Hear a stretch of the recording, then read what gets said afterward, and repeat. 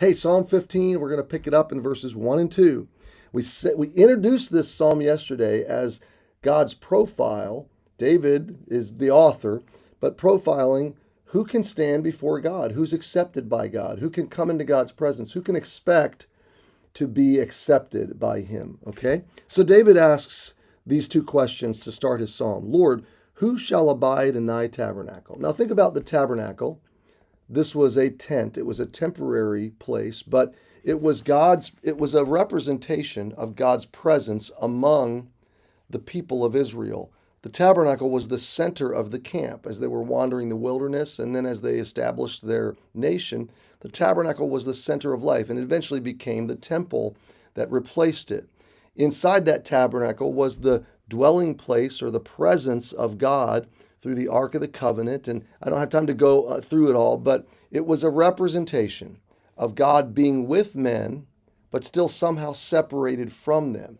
How was he separated from them? Well, nobody could go into the tabernacle except for the high priest, and even him one day a year, and he had to go through all sorts of ritual cleansing and purification and certain clothing, and it had to be a certain time, and he had to carry the blood of an atoning sacrifice and present it before the Lord. That was the only time that a human being was allowed into the very presence of God in the tabernacle. So when David is saying, who shall abide in thy tabernacle, he's writing with all of that context.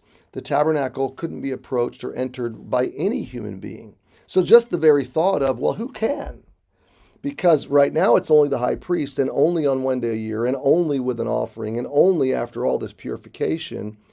And so the presumption, it's almost a rhetorical question. It's almost to say, nobody can, okay? It's like, well, who could do that? Okay, have you ever had that sense of something, some extreme requirement, and then the answer is, who in the world could ever do that? That's kind of the sense here that any normal Israelite would have had is, well, nobody can live up to that. Nobody can go into that tabernacle. No one can abide. No one can survive the presence of God because we're all sinful before him. So abiding in the tabernacle was just a foreign concept when it came to human beings. So just stop and think about this. Just the idea that somebody could abide in the tabernacle was a foreign concept. And yet David, used by God in a prophetic sense in this moment, is conveying what is true about the gospel, that God doesn't want to keep us separated from him. He wants us to be able to come into that tabernacle presence, his very presence, and his presence in us. And he wants that close fellowship and relationship that Israel couldn't even conceive of because of the separation of the physical tabernacle. God was saying, you have to stay outside and I'll be inside. I want to be among you, but you can't be with me. I can't come into you or you into me. I can't have that kind of proximity to your sinfulness. So in this idea, who can abide in the tabernacle? I mean, it's almost like who can set up a bed and a dining room table and a couch and who can live there? Who can stay there? Who can dwell? Look at the next phrase. Who shall dwell in thy holy hill? Wow. The idea of God being elevated, Zion being his dwelling place, his reigning place, his throne place. It was a physical hill in Israel, but it was also a metaphorical idea, a picture of God's reigning, ruling place in the universe. And nobody can approach that. Nobody can come there. So David in verse 1 is in one sense saying nobody can, but somebody will, somebody can.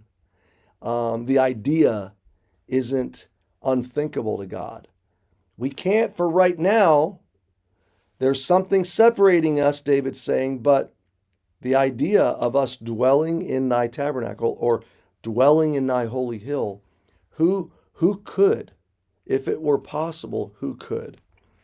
Well, he starts off in verse 2. He that walketh uprightly and worketh righteousness and speaketh truth in his heart. Now think about this. Walking uprightly is character. It's my lifestyle. It's my core character.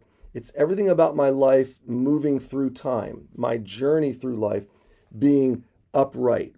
The word upright means blameless, without perfect, perfectly unblemished or whole. Okay, so only someone who is absolutely perfect in every way in his living can come into God's presence. So perfect character and worketh righteousness. What's the idea of working righteousness? Well, the idea of working is doing, okay? When we do. So our living is producing something. Our work is producing something. Can it be said that we are doing righteousness? That the outcome of our life, that the outcome of our existence on planet Earth, that the doing of our lives is perfectly righteous. No mixed motives, no subtext, no agenda, no selfishness. It is absolutely perfectly pure, holy, righteous. And third quality, so perfect character, perfect performance, and speaketh truth in his heart. Perfect thoughts.